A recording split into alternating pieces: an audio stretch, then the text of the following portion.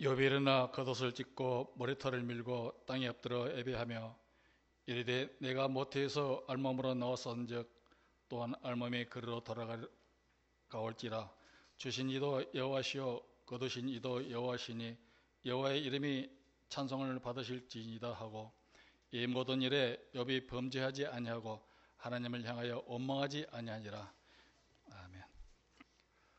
제가 이 중북교회에 처음 온 게 79년도 겨울이었습니다. 12월 달쯤에 신학교 2학년 때 친구 따라서 부산까지 놀러 왔는데, 생각해 보니까 약 45년 전에 처음에 이 교회에 왔는데, 이 공간 내부는 조금 바뀌었습니다만은 그 모습 그대로 있는 걸 보면서 신앙이라고 하는 것은 이렇게 우리가 늘 제자리를 지키고 있는 게 중요하구나 하는 것을 깨닫게 되어졌습니다.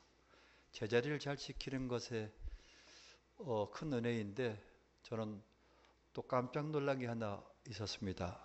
아마 우리나라 대부분 돌아다녀도 이렇게 구성된 성가대는 없을 것으로 여겨집니다. 남자 성가대원이 여자 성가대원보다 더 많은 교회는 아마 없을 것 같아요. 이건 가장 복받은 교회로 생각합니다. 왜냐하면 우리나라 교회가 여자 중심으로 많이 되어 있고 모든 게 여성 중심으로 되어 있는데, 남자들이 든든히 서 있고 그 할 수 있는 것은 훨씬 더 가능성이 있고 하나님의 은혜로 든든히 서갈 수 있다. 그래서 참 든든히 서가고, 그리고 대를 이어서 아이들까지 대야 함께 있는 모습을 보면서 대를 이어가는 그런 교회로서 성장할 줄로 믿습니다. 우리 김영로님은 제 선배 되십니다. 제 교회, 고향교회에 제 중학교 때 고등학생이어가지고 저희들에게 많은 신앙의 가르침을 주고, 거기에는 훈육도 있었고요. 그렇습니다. 그래서 그 당시 분위기가 그랬으니까요. 그래서 함께 이렇게 와서 보니까 그 후에 제가 목사가 되어서 부산에 왔더니 먼저 여기에 신앙의 자리를 지키고 있었습니다. 이러는 거구나. 같이 믿음의 자리를 지켰는데 한 사람은 장로로서 교회를 섬기고 한 사람은 또 목사로서 이렇게 지낼 수 있는 그런 관계이구나. 왜냐하면 김영로님 여동생이 저하고 같은 교회 동기입니다. 그래서 동기여서 항상 같이 지냈고, 지금도 우리 동기에는 한 14명이 되는데 꼭 고등학교, 중학교, 고등학교 다녔던 그 모임이 있어서 지금도 저희들 같이 모이고 서로 신앙을 유로하고 격려하고 살고 있습니다. 믿음의 자리를 오래 지키면 거기에서 서로 믿음의 이야기들이 오고 갈 수 있고 위로가 되는구나. 여러분들도 여기 중북교회에 속했던 그 기억이 서로를 위로하고 서로를 지킬 수 있는 그런 좋은 경험과 그런 인간관계가 되어줄 줄로 믿습니다. 교우와 교제하는 것은 하나님께 받은 은혜입니다. 그리고 축복이라고 하는 거 잊지 마시고 가까이 계시는 교우들을 더 사랑하시고 품어주시면 좋겠다 하는 말씀을 꼭 드리고 싶습니다. 프랑스에서 카톨릭 문학가로서는 제법 명성을 떨치고 있었던 클로델이라고 하는 분이 신앙적 위기가 갑자기 닥쳤습니다. 그래서 어떻게 내가 이 모든 것을 풀어갈까 고민하다가 이분이 자기가 가지고 있는 명성과 프랑스 외교관이라는 길을 포기하고 베네딕토 수도원의 수도사가 되기로 그렇게 신청을 했습니다. 그런데 수도원에서 이 사람을 받아주지 않았습니다. 수도원에 들어가지 못한 그는 여러 가지 갈등과 고민을 느끼면서 그가 스스로 질문했던 근원적인 질문, 인간의 사랑과 하나님의 사랑 사이에서 번민하고 구원에 대해서 여러 가지 갈등, 그리고 왜 자기 인생이 이렇게 번민하는가에 대한 여러 가지 생각을 책으로 썼습니다. 그 책 이름이 정오의 갈림길이라고 하는 작품이었습니다. 이 작품에는 메자라는 인물이 등장하는데, 메자라는 인물이 고집스럽게 반복하는 짧은 대사가 있습니다. 그게 오늘 제가 제목으로 사면 적어도 이건 내 거야 하는 말을 반복합니다. 혼자 있을 때도 적어도 이건 내 건데, 누군가 갈등이 생겨서 자기 것을 뺏겠다고 여겨질 때 이건 내 건데, 이건 내가 수고해서 내가 얻은 건데 하는 말을 반복해서 이분이 그 소설을 전개하는 과정에서 반복해서 씁니다. 그가 이렇게 매절한 인물을 통해서 최소한 그건 내 건데 말을 쓰게 된 것은 그가 살면서 고통을 느끼긴 근원이 바로 이 말 속에 있었다고 여겼기 때문입니다. 우리가 가지고 있는 건 다 누구 것입니까? 하나님 것이죠. 근데 이것을 누구 거로 여겼다는 거예요? 내 것이라고 여겼다. 그래서 이 클로델이라는 이 작가가 내 인생이 나도 모르게 이렇게 고통 속에 있고 하나님의 사랑을 의심하게 되어지고 인간의 관계가 틀어지게 된 모든 것의 출발은 적어도 이 정도는 내 권리라고, 내 것이라고, 나의 수고라고 말할 수 있다고 생각했던 바로 이게 내 삶의 가장 고통의 시작이었다라는 그걸 드러내기 위해서 이 소설 주인공을 통해서 끊임없이 말합니다. 그래도 이건 내 건데 라는 말하죠. 이처럼 이 크로델이라는 작가가 느꼈던 그 고민은 어쩌면 우리들이 알게 모르게 느끼고 있는 고민이고 나도 모르게 사람들한테 쓰고 있고 또 직장에서 또는 내 가지고 있는 물건에서 이웃 간의 경쟁 속에서 이 정도의 수고는 내가 충분히 주장할 수 있고 내 권리라고 내 것이라고 말할 수 있다는 생각을 의식적으로 무의식적으로 가지고 있는 것 아닌가 하는 것입니다.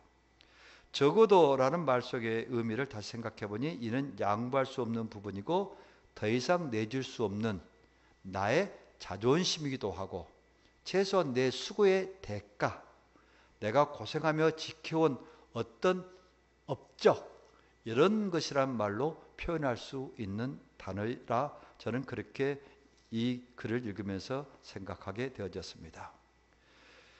바로 이 정도는 내 거야란 말 여기에서 제가 최근에 이 설교를 준비하다 깨닫게 되어졌어요. 제가 갑자기 요즘 시기에 세례 교육을 시키게 됐습니다. 한 사람이 교인 중에 저희 교회에 세례 교인이 생겨서 그래서 너무나 기쁘고 또 힘도 나고 그래서 주일날 예배 끝나고 제가 체력이 그렇게 좋은 편이 아니어서 오후에는 좀 쉬었다가 저희 교회는 저녁 때 예배를 드립니다.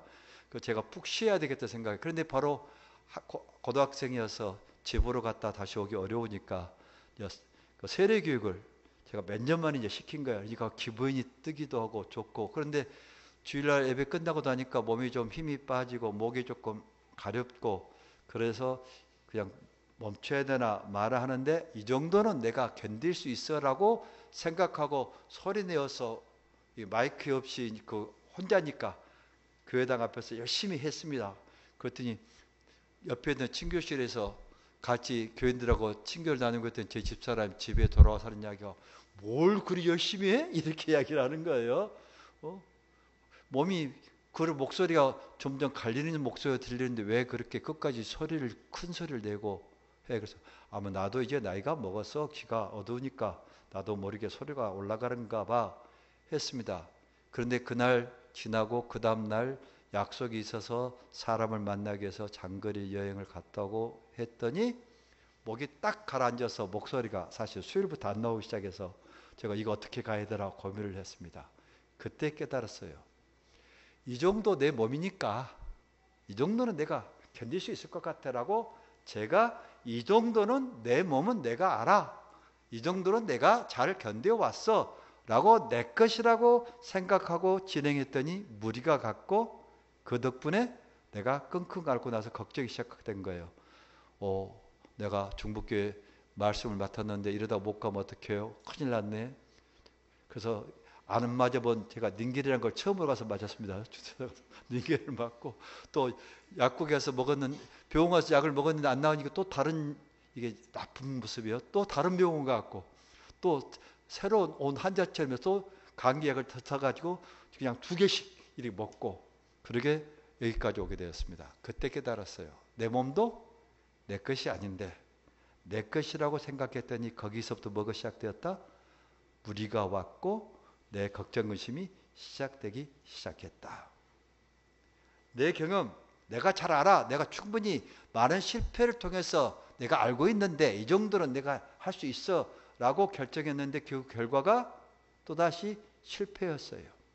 내 경험이고 내가 잘한다고 생각했던 내 사업이 나의 잘못된 생각과 내 욕심으로 인해서 무너졌지요. 그래서 나뿐만 아니라 내 가족이 힘들었고 내 주변 사람이 힘들게 되어졌습니다. 최소한 내가 수고한 거 이 정도는 내 평가를 받아야 된다고, 왜 나는 이 평가밖에 안 주냐고 그렇게 말할 수 있습니다. 왜? 내가 수고했으니까, 내가 애썼으니까 이 정도는 나를 대접해야 된다고, 이 정도는 인센티브를 나한테 줘야 된다고 충분히 말할 수 있어요. 근데 그만큼 못 받았다고 생각하니까 내가 짜증이 나고 이 직장을 옮겨야 되나 말아야 되나, 이거 이래가지고 내가 사람하고 살 수 있어, 이런 생각을 갖게 되어집니다. 우리들의 많은 출발이 이 정도는 내가 말할 수 있고 이 정도는 내가 주장할 수 있다고 생각하는 거예요. 사실은 다 누구 거였냐면 하나님의 것이었는데, 하나님의 것이었는데 내 것이라고 생각했던 것, 이게 우리 고통의 시작이라고 하는 것을 깨닫게 되어졌습니다. 그 깨달음을 갖게 된 게 오늘 제가 읽었던 욥기를 쭉 이렇게, 성경을 제가 쭉 계속 읽는데 욥기를 읽었습니다. 수십 번 읽었겠죠. 근데 여태까지 깨닫지 못한 왜 욥이 사탄의 유혹에 시험 대상이 되었을까? 이게 제가 사실은 고민이었어요. 왜냐하면 성경에는 완전한 사람이고 의인이라고 써져 있는데 왜 이 완전하고 부족함이 없는 이 욥을 사탄이 무너뜨릴 수 있다고 생각했을까? 이게 제가 가지고 있었던 가장 큰 고민이었는데 못 풀었어요. 이게 신학적으로 맞는 일 틀린 일은 제가 검증을 하지 못했는데 이 욥기를 읽다가 제가 깨달았던 바가 있어서 오늘 제가 말씀으로 전하게 되어졌습니다. 1장을 읽는데 딱 다가온 단어가 두 개가 있었습니다. 우리가 의인이고 하나님의 은혜 덕분에 내가 이렇게 부자가 되고 했으면 소유물, 우리가 내 것을 누구 거라고 표현해야 되겠습니까? 믿는 사람이라면 주의 은혜로 받은 것, 주님의 은혜로 이렇게 되어질 것이라고 써져 있는데 9절에 이제 욥에 보면 시작이 어떻게 되냐면 그의 소유물이라고 3절인가에 써져 있어요. 이게 이 욥기를 쓴 작가가 욥은 아닌 것 같고, 누가 썼는데 욥이 어떤 생각을 가지고 있었냐고 생각했냐면 은혜로운 것이라고 생각한 것이 아니라 최소한 이게 욥이 어떻게 되었다, 자기 재산을 자기의 것이라고 여겼다고 하는 것을 은연중에 여기 쓰고 있는데, 이 말이 또 무엇과 연결되냐면 9절에 보면 울타리라는 단어가 나옵니다. 울타리. 사탄이 이야기하죠. 하나님이 욥에게 주신 모든 재산을 울타리로 여겼다, 울타리로 삼아주니 욥이 하나님을 잘 섬기는 것입니다. 울타리라는 거 언제 칩니까? 우리가 이게 내 땅이라고 여겨질 때 우리는 울타리를 칩니다. 내 것을 남한테 뺏기지 않고 보호하려고 울타리를 칩니다. 아하. 그래서 제가 이 그의 소유라는 단어와 울타리란 두 단어가 함께 겹치면서 제가 깨닫게 된 게 욥을 평가했던 욥기를 쓴 사람의 입장에서 볼 때 욥의 행동이 어떤 모습이었냐면 그 자기가 받은 모든 것들은 하나님의 은혜로 여겨졌지만 그래도 그 안에 뭐가 들어있다? 자기의 수고가 애씀이 있다고 하는 그걸 주변 사람이 봤다는 거예요. 사람이 봐서 작가가 보고 그걸 뭐라고 썼다? 그의 소유물이라 썼고, 그리고 그 똑같은 말을 사탄이 볼 때는 어떻게 보였냐면 그 모습이 울타리라고 표현한, 자기 것이라고 보호하는 그 말이 들어있구나 하는 걸 제가 이 욥기를 다시 보다가 깨닫게 되어져서 오늘 말씀을 제가 준비하게 된 것입니다. 아, 그렇구나. 욥이 남들이 볼 때, 욥은 어떻게 생각에 나와 있지 않지만 주변 사람들이 볼 때 욥의 평가가 뭐였냐면 그가 받은 하나님의 은혜로 받았으면 하나님의 것이라고 하고 주의 은혜라고, 이렇게 소유물이 쌓여서 양 7,000마리요, 낙타가 3,000마리요, 소가 500결이요 이렇게 써야 되는데 그의 소유라는 단어로 쓰기 시작했던 것에는 그 마음속에 뭔가 남아있는데 그게 뭐냐? 내 것이라고 하는, 이 정도는 내가 수고하고 이 정도는 내가 말할 수 있다라고 한 내용이 포함됐는데 사탄은 그걸 울타리란 말로 표현했다. 그래서 하나님 앞에 가서 이야기죠. 그 울타리로 여긴 거 다 치워보십시오. 그러면 욥이 어떻게 반응하는지 틀림없이 우리의 생각대로 그가 하나님을 원망하고 하나님을 향하여 대들 것입니다. 이렇게 이야기합니다. 그러자 하나님이 그렇게 아니 욥은 그런 사람 아니야. 그럼 네가 본대로 한번 해보자 하고 어떻게 해요? 울타리라고 여겼던 모든 재산을 다 긁어갔습니다. 그리고 그 자식들도 다 데려갔습니다. 그래도 욥이 변하지 않으니까 어떻게 하냐면 자기 몸에 있는 모든 것들, 종기를 얼마나 많이 낳고 가려웠으면 기앗장으로 자기 몸을 긁을 만큼 힘든 그런 모습까지 밀어 넣었습니다. 그리고 이제 사탄이 이야기해요. 보십시오. 이제 어떻게 할 것인지. 자, 잘 보세요. 똑같을 거예요. 하나님이 잘못 봤어요. 우리 주장이 맞아요. 우리 생각이 맞아요. 인간 다 똑같은 거예요. 이렇게 이야기하죠.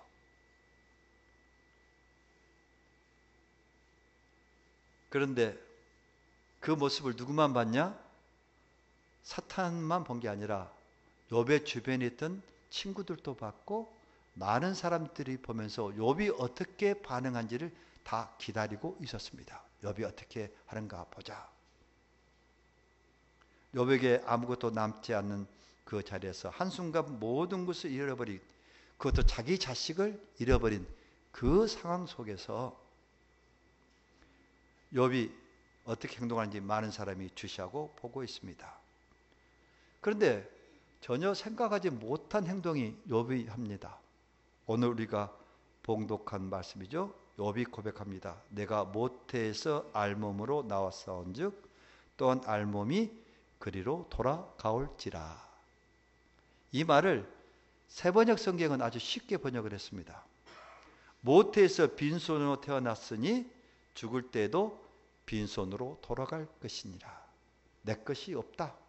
나는 태어날 때 빈손으로 태어났으니 돌아갈 때도 내 것 없이 내 것이라 주장할 것이 아무것도 없이 갑니다.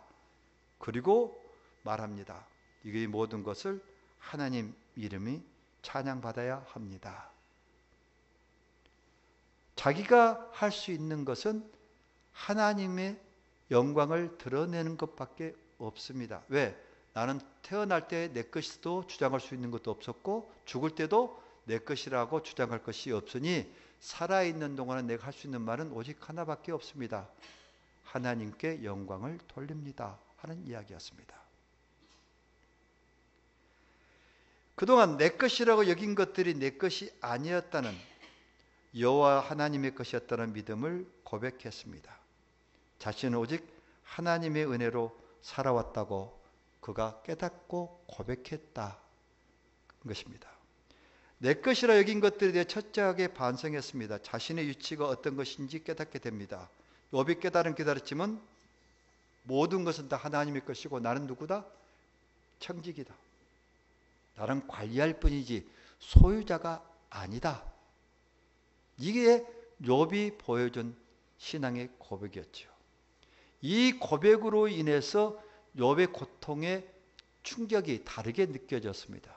그제는 사람들 때 고통이고 죽음이고 아픔이었는데 욥에게는 그것이 고통이 아니라 내가 누구인지를 알고 내가 청직이라고 하는 것을 깨닫게 되는 계기가 되어졌고 고통이 사라지기 시작했습니다. 그래서 그 다음부터 성경에서는 욥에게 나타나는 고통이란 말을 쓰지 않습니다. 하나님의 뜻이 무엇인지 묻고 네 인생을 어떻게 살았는지 묻지 그것을 고통이냐 아니냐고 평가하지 않습니다.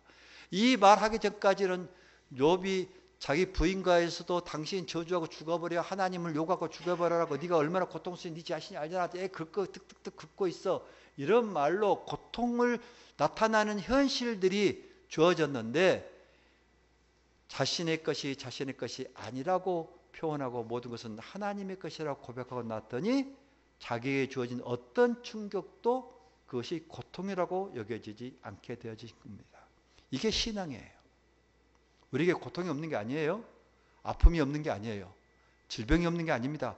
질병도 있고 아픔도 있고 실패도 있고 빼앗긴 것도 많이 있습니다.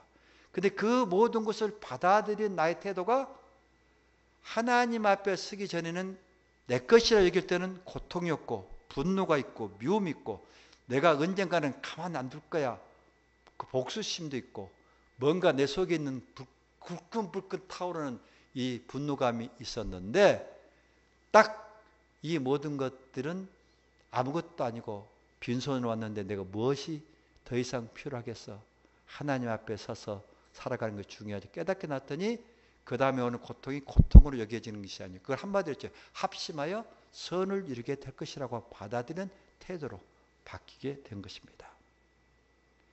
고통의 시작은 하나님이 우리에게 주신 것들을 내 것이라고 여길 때 시작된 것입니다. 내 것이라고 여긴 것들을 없으면 빼앗길 것이 없기 때문에 고통으로 여길 것도 없습니다. 내 것이라고 여긴 것이 없으면 이룰 것도 없기 때문에 이루어 대한 고통도 시작되지 않습니다. 내 것이 아닌데 내 것이라고 여기기 때문에 섭섭한 마음이 생겼습니다.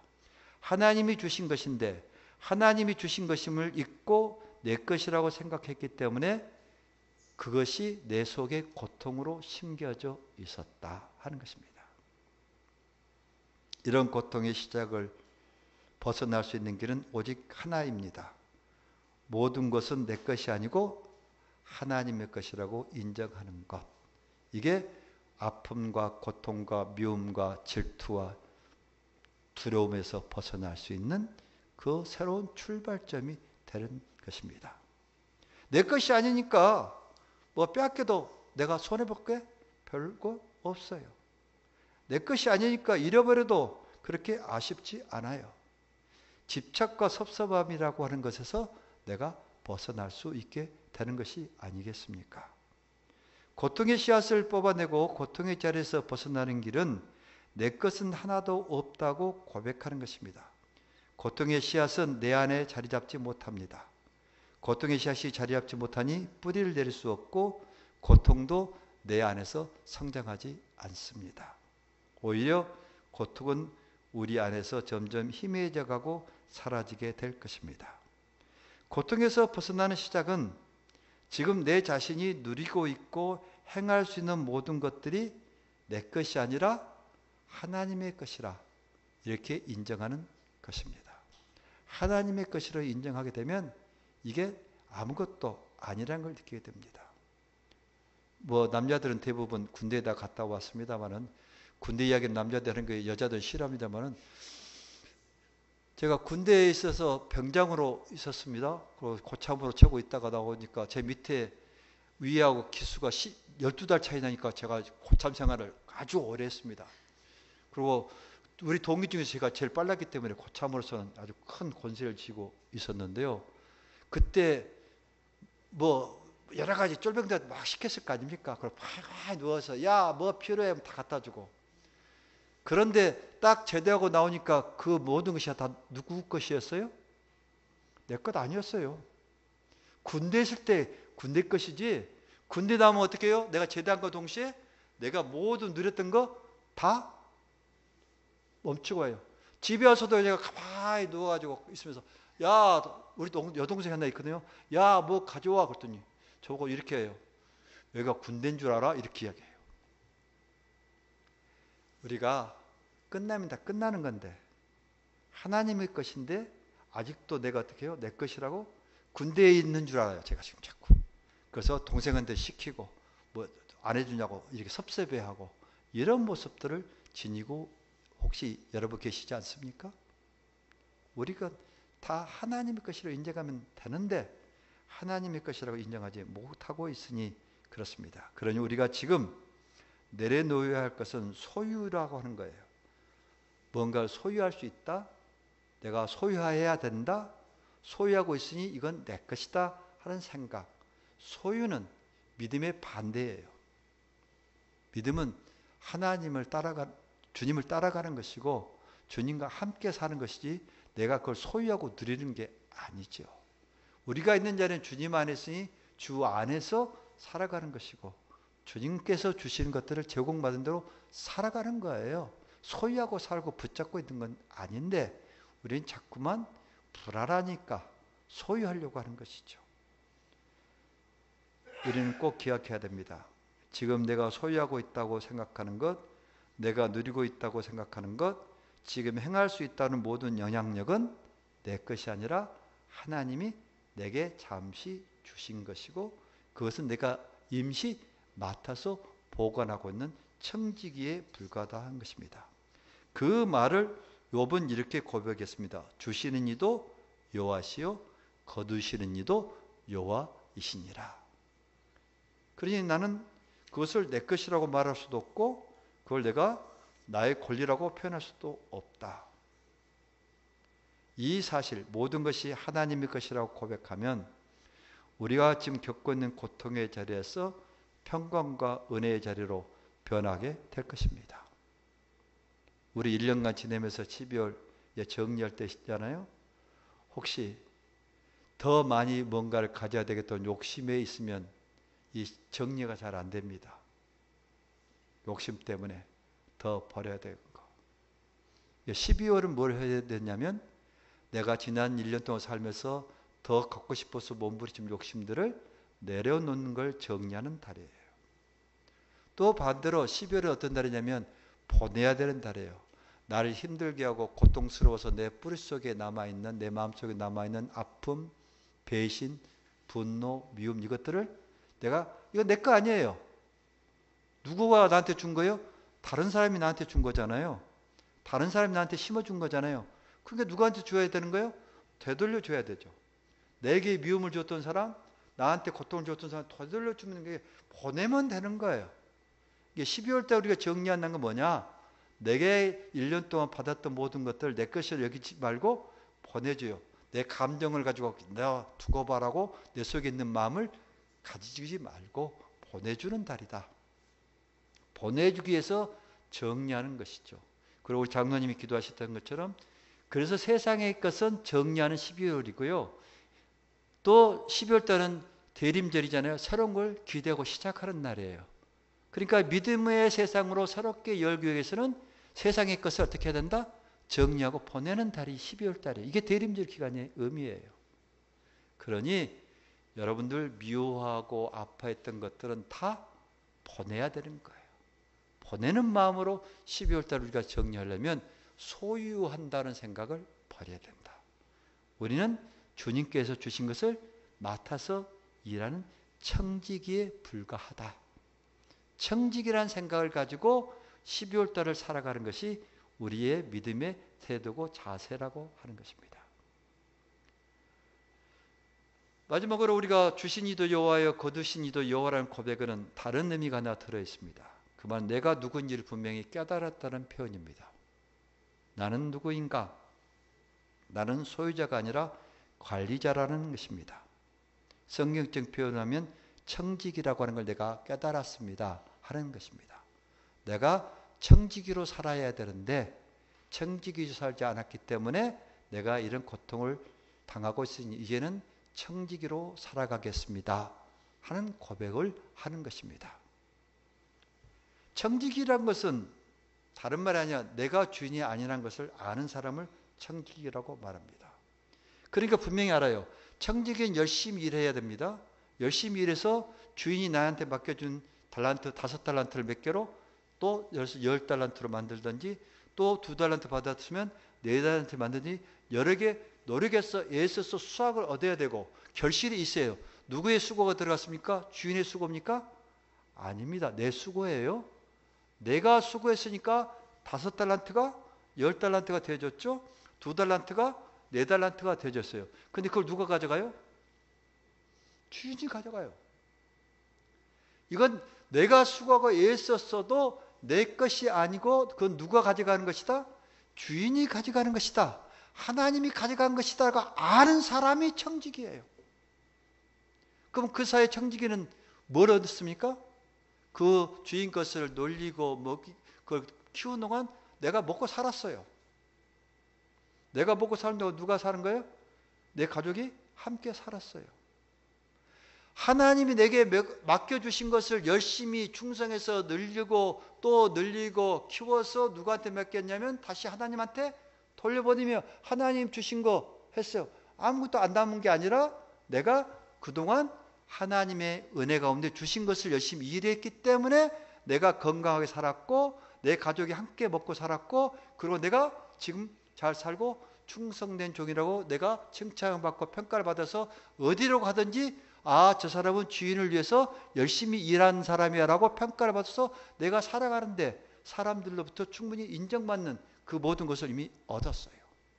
이게 아는 것이 청직이에요. 내가 열심히 일했으니 이만큼 내 대가가 있겠지. 그건 내 마음이에요.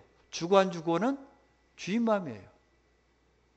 안 줬다고 섭섭하게 생각하는 것, 이 자체가 이 정도는 내 것이라고 생각하는 고통의 시작이에요. 내가 이만큼 열심히 일했으니 주인 나한테 뭔가를 주시겠지.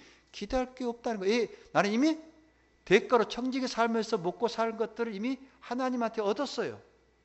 그게 더 얻으려니까 내게 불평이 생기고 섭섭함이 생기고 남과 비교함이 생기고 남들이 이만큼 받았다는데 자꾸 이런 마음이 생기는 거예요. 그 모든 걸 내놓고 우리가 아는 것처럼 달란트에 비해서 모든 걸 주님 내가 다 해서 주님 이만큼 되돌렸더니 예상치도 못했는데 주님이 우리들에게 이렇게 평가하죠.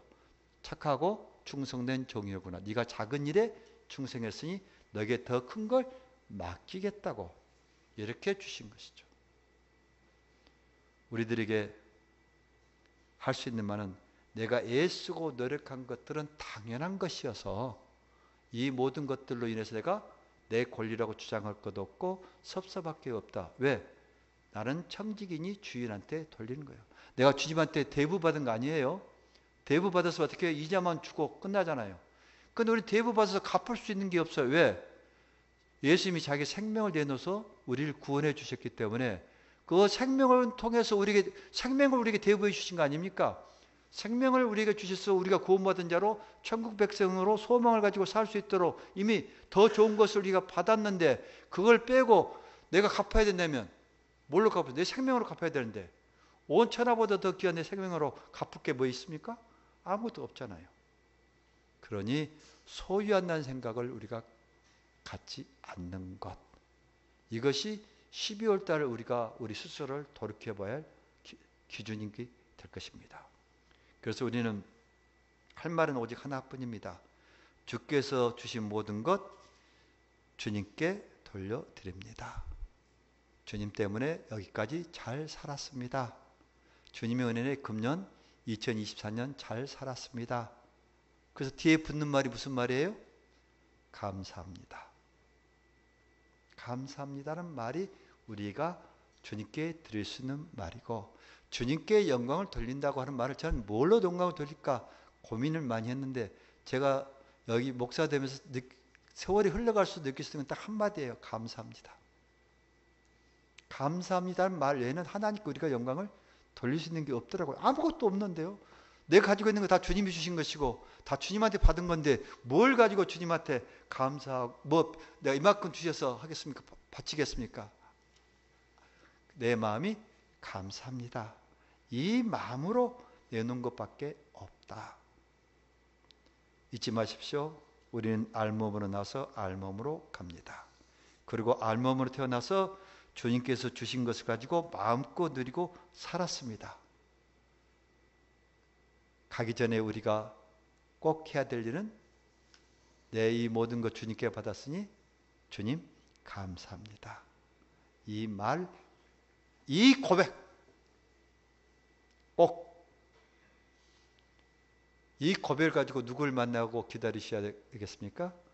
아기 예수님 기다리시기 바랍니다. 기도하겠습니다. 하나님 아버지, 저희들 사랑하셔서 여기까지 이끌어 주시고 품어 주셔서 감사드립니다. 하나님 아버지, 저희 삶을 돌이켜보니 흘러온 세월만큼 아픔도 많았고 고통도 많았고 섭섭한 것도 많았는데 주님 앞에 서서 다시 생각해보니 그 모든 것들이 내 마음에 있는 내 자신을 모르는 주의 은혜를 망각할 때 왔던 것들인 것을 다시 깨닫습니다. 알몸으로 와서 알몸으로 가는 동안 사람들 앞에 알몸으로 취하지 않도록 입혀주시고 피골이 상접한 모습으로 사람들에게 두려움이 되지 않도록 먹여주셔서 여기까지 왔습니다. 에베네셀 되신 하나님 아버지, 여기까지 이끌어 주신 거 감사합니다. 감사한 마음을 가지고 아기 예수님을 기다리겠습니다. 저희들에게 은혜 주시고 저희 삶에 복을 내려 주옵소서. 모든 것 다 주님의 것입니다. 예수 이름으로 기도드립니다. 아멘.